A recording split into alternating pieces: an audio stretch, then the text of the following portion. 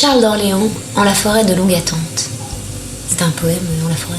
Je crois que c'était un petit peu plus ou moins sur le... Pendant 18 ans, tout le monde a cru connaître leur histoire, mais personne n'avait jamais entendu la vérité. Et cette vérité, Claire ne l'a pas chuchotée à 20 ans, ni à 30, ni même à 40. Elle a attendu d'avoir 50 ans pour la laisser sortir. 50 ans, l'âge où l'on ne joue plus à faire semblant. L'âge où l'on cesse d'arrondir les angles pour protéger les autres. L'âge où l'on ose enfin dire ce qui a longtemps brûlé en silence. Pendant près de 2 décennies, Claire et lui ont incarné aux yeux du public un couple à part. Libre, moderne, solide, un amour sans chaîne, sans jalousie, sans routine étouffante. Une relation que beaucoup enviaient, que certains idéalisèrent, persuadés qu'ils avaient trouvé la formule parfaite. Celle qui permet d'aimer sans se perdre. Celle qui fait durer sans s'user. Mais ce soir-là, face aux mots qu'elle choisit avec une douceur presque grave, Claire brise l'image. Elle ne cherche pas à choquer. Elle ne cherche pas à régler des comptes. Elle fait quelque chose de bien plus rare. Elle rétablit la complexité. Car derrière les sourires maîtrisés, derrière les photos sereines et les déclarations pudiques, il y avait autre chose. Une zone floue, un malaise diffus, une histoire vécue autrement que racontée. Elle le dit calmement, sans colère. Pendant 18 ans, leur amour n'a jamais été exactement celui que l'on croyait. Non pas parce qu'il manquait d'intensité, non pas parce qu'il était fragile, mais parce qu'il était traversé de silences, des silences nécessaires, parfois protecteurs, mais aussi des silences qui finissent par peser quand on les porte seul. Claire n'est pas une femme qui dramatise. Elle n'a jamais aimé les aveux spectaculaires ni les confidences larmoyantes. Elle a longtemps préféré comprendre plutôt que réclamer, observer plutôt que confronter, s'adapter plutôt que déranger. Et c'est peut-être là que tout commence. Car à force de vouloir préserver l'équilibre, elle a parfois mis ses propres émotions entre parenthèses. À 50 ans, elle regarde en arrière sans nostalgie excessive, mais avec une lucidité nouvelle. Elle parle de cette sensation étrange, presque imperceptible, d'être à la fois profondément aimée et parfois terriblement seule. Une solitude qui ne fait pas de bruit, qui ne se voit pas de l'extérieur. Une solitude qui se glisse doucement au cœur même de la relation. Ce qui frappe dans ces mots, c'est l'absence d'amertume. Claire ne cherche pas à réécrire l'histoire pour la rendre plus sombre. Elle ne renie ni l'amour, ni les années partagées. Elle reconnaît même que cet amour a été immense, structurant, fondateur. Mais elle avoue enfin ce qu'elle n'avait jamais formulé. Aimer ainsi lui a demandé un effort intérieur constant, un ajustement permanent, une capacité à accepter l'espace, sans toujours savoir quoi en faire. Car l'espace, ce mot que tant de couples brandissent comme une promesse de liberté, peut aussi devenir une épreuve. Quand on aime quelqu'un dont la vie est faite de mouvements, d'absences, de départs réguliers, il faut apprendre à habiter le vide sans se sentir abandonné. Et Claire admet aujourd'hui qu'elle n'y est pas toujours parvenue. Pourquoi parler maintenant ? Pourquoi ouvrir cette porte après tant d'années ? Peut-être parce qu'à 50 ans, on n'a plus envie d'être exemplaire. On a envie d'être juste. Peut-être aussi parce que certaines de vérités attendent le bon âge pour être dites, celui où l'on n'a plus peur de décevoir. Une chose est sûre, ce qu'elle révèle n'est pas une fin de conte de fées. C'est le début d'un récit plus profond, plus nuancé, plus humain. Un récit qui pose une question essentielle que beaucoup n'osent jamais formuler à voix haute. Peut-on aimer longtemps sans s'effacer soi-même ? Ils se sont rencontrés comme on rencontre parfois l'inévitable, sans calcul, sans préméditation. Un de ces instants où l'on sent, avant même de comprendre, que quelque chose va compter. Claire le dira plus tard. Ce n'était pas un coup de foudre spectaculaire. C'était plus discret, plus troublant, une évidence calme qui s'impose sans fracas. À première vue, tout les séparait. Elle venait du monde de la création, des mots, des silences habités, des respirations lentes. Elle observait, ressentait, décortiquait les émotions comme on explore un paysage intérieur. Lui avançait dans un univers radicalement différent, celui de l'effort, de la discipline, du corps en mouvement, du dépassement permanent. Un monde où l'on ne s'attarde pas trop longtemps sur ce que l'on ressent, mais sur ce que l'on accomplit. Et pourtant, contre toute logique, ces deux trajectoires se sont croisées. Claire se souvient encore de cette première impression étrange. Cet homme semblait toujours en avance sur le temps, toujours en partance, toujours déjà ailleurs. Il parlait de projets, d'entraînement, de défis à venir, comme d'autres parlent de météo. Chez lui, Le mouvement n'était pas une option, c'était une nécessité. Elle, au contraire, aimait s'arrêter, prendre tout le temps de regarder, d'écouter, de comprendre. Elle avait besoin de lenteur pour créer, pour aimer, pour exister. Rien, absolument rien, ne les prédestinait à s'accorder. Et c'est précisément ce décalage qui les a rapprochés. Au début, cette différence avait quelque chose de grisant. Claire admirait cette énergie brute, cette vitalité presque animale qui semblait le porter sans jamais s'épuiser. Elle se sentait attirée par cette force qui lui échappait, par cette manière d'être au monde si éloignée de la sienne. De son côté, il voyait en elle une profondeur rare, une douceur qui l'apaisait, une présence qui contrastait avec la tension constante de son quotidien. Ils avaient le sentiment d'inventer quelque chose, une manière d'aimer qui ne ressemblait pas aux autres. Pas de possessivité excessive, pas de jalousie affichée, chacun gardait son espace, son rythme, son souffle. Autour d'eux, on parlait d'un couple moderne, libre, intelligent, on les citait en exemple, eux-mêmes y croyaient, mais très vite, sans qu'aucun d'eux n'ose vraiment le nommer, les premières dissonances sont apparues. Rien de brutal, rien de spectaculaire, juste de petits décalages presque imperceptibles, des rendez-vous reportés, des absences expliquées, puis normalisées, des soirées écourtées parce que le lendemain, il fallait repartir tôt. Claire ne se plaignait pas, elle comprenait, elle admirait même cette capacité à se donner entièrement à ce qu'il faisait vivre.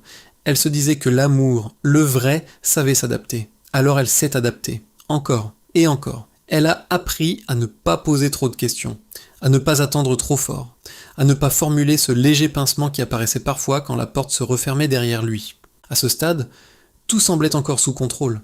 Ils s'aimaient, ils riaient, ils partageaient des moments intenses, mais quelque chose se mettait lentement en place, comme un mécanisme silencieux, un déséquilibre discret, presque élégant, celui qui naît quand l'un avance sans cesse et que l'autre commence, sans s'en rendre compte, à rester un peu plus en arrière.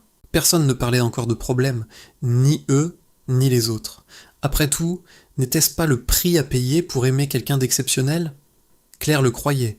Elle se persuadait que cette différence faisait leur richesse, qu'elle ne deviendrait jamais une faille. Elle ne savait pas encore que ce qui la fascinait tant au début allait peu à peu la mettre à l'épreuve. Car aimer un homme qui vit dans le mouvement permanent, c'est accepter que l'immobilité devienne parfois un territoire dangereux. Et ce territoire, Claire allait bientôt le découvrir. Au début, ce mot avait presque une sonorité rassurante. L'espace. Claire le prononçait avec élégance, comme on défend une philosophie de vie. L'espace, c'était leur secret, leur force, la preuve qu'ils s'aimaient sans se posséder, sans se surveiller, sans s'enfermer. Dans un monde où tant de couples s'étouffaient, eux respiraient. Du moins, c'est ce qu'elle croyait. L'espace, concrètement, cela voulait dire accepter les absences sans les compter. Ne pas poser trop de questions quand il partait tôt, revenait tard, ou disparaissait plusieurs jours pour suivre son propre rythme. Cela voulait dire apprendre à remplir les silences avec soi-même. Trouver une forme de paix dans l'attente. Transformer le manque en élégance. Claire avait cette capacité rare à justifier l'autre, à comprendre avant même qu'on ne lui explique. Elle se disait que l'amour véritable ne réclame pas, qu'il se vit dans la confiance. Alors elle s'est tue, non par soumission, mais par loyauté, par respect, par amour aussi. Pourtant, à mesure que les années passaient, ce qui ressemblait à une liberté joyeuse prenait une autre couleur. Plus terne, plus lourde. L'espace n'était plus seulement une respiration, il devenait parfois une chambre vide, un silence trop vaste, une solitude qui ne se partage pas, parce qu'elle n'est jamais officiellement reconnue. Elle se souvient de ces soirées où elle attendait son retour sans vraiment l'attendre, le téléphone posé à côté d'elle, la maison trop calme. Ce n'était pas de l'angoisse, pas vraiment. C'était autre chose, une forme de nostalgie anticipée, celle que connaissent ceux qui vivent avec quelqu'un qui appartient toujours un peu ailleurs. Elle disait souvent, avec un sourire maîtrisé, que leur chance était de se manquer. Et c'était vrai. Se manquer rendait les retrouvailles plus intenses. Mais à force, le manque a parfois laissé un goût amer, celui d'une distance qu'on apprivoise en apparence, mais qui certains jours pèse comme un manteau trop lourd. Claire n'est pas du genre à poser des ultimatums. Elle ne l'a jamais été, elle préfère comprendre, observer, absorber. Alors elle a continué à s'ajuster, à réduire ses attentes, à ne pas déranger, à se faire plus petite pour que l'autre puisse continuer à grandir sans entrave. C'est là que quelque chose de subtil s'est produit, presque invisible. À force de s'adapter, elle a commencé à s'oublier. Pas complètement, pas brutalement, juste assez pour que ses propres besoins deviennent secondaires. Juste assez pour qu'elle ne sache plus très bien où se situer dans cette relation qu'elle aimait pourtant profondément. Elle n'en parlait à personne. De l'extérieur, tout semblait harmonieux. Et Claire tenait à cette image non pas par vanité, mais par pudeur. Il y a des douleurs que l'on préfère garder intactes, silencieuses, parce qu'on ne saurait pas comment les expliquer sans les déformer. Ce qui rend cette solitude si particulière, c'est qu'elle naît au cœur même de l'amour. Elle ne vient pas d'un manque d'affection. Elle vient d'un déséquilibre discret, d'un amour immense qui ne trouve pas toujours sa place. Claire ne se sentait pas abandonnée. Elle se sentait parfois transparente. Et c'est précisément cette sensation, difficile à avouer, presque honteuse, qui a commencé à fissurer quelque chose en elle. Non pas leur couple, pas encore, mais son propre regard sur elle-même. Elle, la femme forte, la femme construite, la femme admirée pour sa sensibilité, découvrait une fragilité qu'elle n'avait jamais connue. Car aimer dans l'espace demande une solidité intérieure immense. Et Claire commençait à comprendre que cette solidité avait un prix. Il n'y a pas eu de scène, pas de cris, pas de rupture annoncée. La bascule s'est faite autrement, plus sournoisement. Un matin comme les autres, Claire s'est regardée dans le miroir et a senti quelque chose vaciller. Une impression étrange, presque irréelle. Celle de ne plus savoir exactement ce qu'elle représentait dans la vie de l'homme qu'elle aimait. Cette peur ne ressemblait à rien de ce qu'elle avait connu auparavant. Ce n'était pas la jalousie classique. Elle n'a jamais redouté une autre femme. Ce n'était pas non plus le doute amoureux tel qu'on l'imagine, avec des soupçons ou des reproches. C'était bien plus intime, bien plus dérangeant, la peur d'être devenu secondaire, de compter, mais pas autant que ce qu'il faisait vibrer. Car il y avait cet autre protagoniste silencieux, omniprésent, jamais nommé comme une menace, mais toujours là. Le mouvement, le sport, le dépassement, cette pulsation intérieure qui le poussait à se lever à l'aube, à courir dans le froid, à affronter la mer, la montagne, l'effort, comme si l'immobilité lui était interdite. Claire l'observait rentrer, ruisselant de sueur, les yeux brillants, le sourire large, un sourire d'homme vivant, pleinement vivant. Elle admirait cette énergie, elle la respectait profondément. Mais certains soirs, quand la maison redevenait silencieuse, une question surgissait sans prévenir. Comment rivaliser avec une force qui ne se repose jamais ? Ce doute, elle ne l'a pas partagé tout de suite. Elle l'a porté seule. Elle se disait que ce serait injuste de demander à l'autre de ralentir. Qu'aimer, c'était accepter. Et pourtant, plus il avançait, plus elle avait l'impression de rester immobile. Comme si leur relation était devenue une course dont elle ignorait les règles. C'est à ce moment-là qu'elle a découvert en elle une faille inattendue. La peur d'être insuffisante. Pas en tant qu'artiste, pas en tant que femme publique, mais en tant que compagne. Une peur sourde, persistante, qui s'insinuait lentement.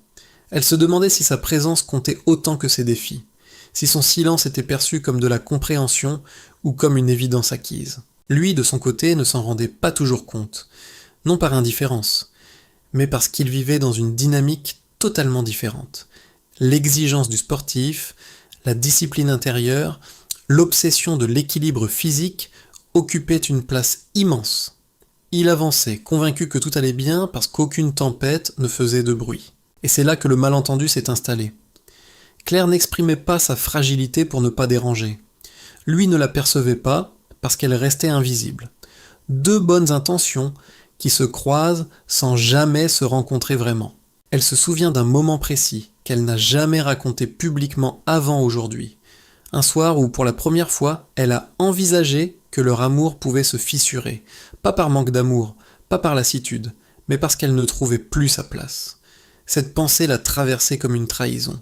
Elle s'en est presque voulu d'y avoir pensé.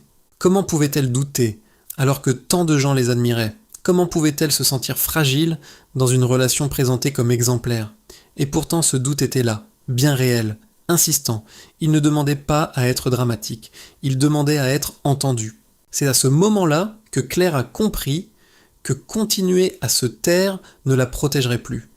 Que l'amour, aussi fort soit-il, ne suffit pas toujours à combler les zones d'ombre, et que si elle ne faisait rien, elle risquait de se perdre doucement, sans même s'en rendre compte. Ce n'a pas été une décision spectaculaire, pas de discours solennel, pas de confrontation dramatique. Le basculement s'est produit dans un moment presque banal, comme seuls les véritables tournants savent en le faire. Un soir ordinaire, une maison calme, l'air salin du Pays basque qui entrait par une fenêtre entr'ouverte. Il était encore absent, comme souvent, et pour la première fois, Claire n'a pas ressenti ce mélange habituel d'attente et de résignation. À la place, quelque chose de nouveau s'est imposé. Une lucidité nette, presque tranchante. Elle a compris, soudainement, qu'elle n'était pas là pour suivre, ni pour imiter, ni pour se modeler sur une vie qui n'était pas la sienne. Elle n'avait pas à rivaliser avec le mouvement, ni à se mesurer à l'effort, ni à prouver qu'elle pouvait tenir le rythme. Elle avait le droit d'exister autrement, pleinement, entièrement. Ce soir-là, elle raconte qu'elle s'est levée, qu'elle a ouvert grand les fenêtres, laissé entrer le vent, les bruits lointains, la vie. Et dans ce geste simple, presque symbolique, elle a senti quelque chose se relâcher en elle, comme si un poids invisible, porté depuis trop longtemps, glissait enfin de ses épaules. Elle ne serait plus l'ombre bienveillante qui accompagne. Elle serait la présence qui existe à côté. Ce changement n'a pas été annoncé. Il s'est manifesté dans les détails. Claire a recommencé à créer sans se demander si elle prenait trop de place, à accepter des projets sans calculer leur compatibilité avec l'emploi du temps de l'autre, à habiter ses silences autrement, non plus comme une attente, mais comme un espace à elle. Elle ne s'éloignait pas, elle se retrouvait. Et, chose étonnante, ce mouvement intérieur n'a pas créé de rupture. Au contraire, il a provoqué un réajustement subtil. Lui, intuitif malgré sa pudeur, a senti que quelque chose avait changé. Elle n'était plus dans l'adaptation permanente. Il a perçu cette nouvelle solidité, cette présence plus affirmée, plus calme aussi. Une femme qui ne demandait rien, mais qui n'acceptait plus de disparaître. Le sport n'a pas quitté leur relation, il n'a jamais disparu, mais il a cessé d'être un rival invisible. Il a été nommé, reconnu, accepté pour ce qu'il était. Une composante essentielle de l'homme qu'elle aimait, mais pas l'axe autour duquel elle devait tourner. De son côté, il a commencé, sans grand discours, à mesurer davantage ses absences, à rassurer quand il le fallait, à écouter, parfois maladroitement mais sincèrement. Ce nouvel équilibre ne s'est pas imposé d'un coup. Il s'est construit lentement, presque artisanalement, à travers des gestes simples, des silences moins lourds, des retrouvailles plus conscientes. Chacun avançait à son rythme, sans chercher à freiner l'autre, sans chercher non plus à s'effacer. La liberté n'était plus synonyme de distance, mais de confiance. Claire le dit aujourd'hui avec une sérénité rare. Ce n'est pas l'autre qui a changé en premier, c'est elle.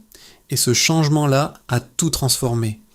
Car en cessant d'attendre d'être rassurée, elle est devenue rassurante. En cessant de se comparer, elle s'est affirmée. Et en cessant de lutter contre ce qui faisait battre le cœur de l'homme qu'elle aimait, elle a enfin retrouvé le sien.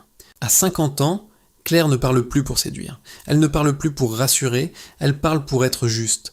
Et ce qu'elle dit aujourd'hui n'a rien d'un aveu de faiblesse. C'est, au contraire, une forme de maturité rare, celle qui n'a plus besoin d'idéaux parfaits pour exister. Avec le recul, elle comprend que leur histoire n'a jamais tenu parce qu'elle était simple.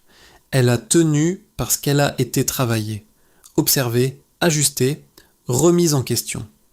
18 années au cours desquelles elle a appris une vérité que l'on ne dit presque jamais à voix haute. L'amour durable n'est pas une promesse, c'est une pratique. Pendant longtemps, elle avait cru que la stabilité signifiait ne pas bouger, ne pas déranger ce qui fonctionnait, ne pas risquer l'équilibre déjà fragile. Mais la vie à deux avec un homme habité par le mouvement lui a appris exactement l'inverse. La stabilité, c'est le mouvement partagé.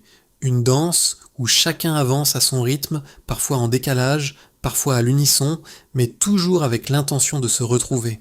Aujourd'hui, il n'est plus ce sportif obsédé par la performance à tout prix. Il a changé. Son rapport au sport s'est transformé.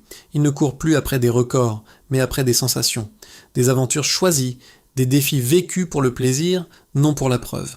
Et Claire, désormais, ne regarde plus cette énergie avec inquiétude. Elle y voit la continuité d'un homme qui a appris à transformer l'excès en harmonie. Un jour, il l'a dit presque simplement, sans chercher les faits, « Elle m'a connu footballeur professionnel.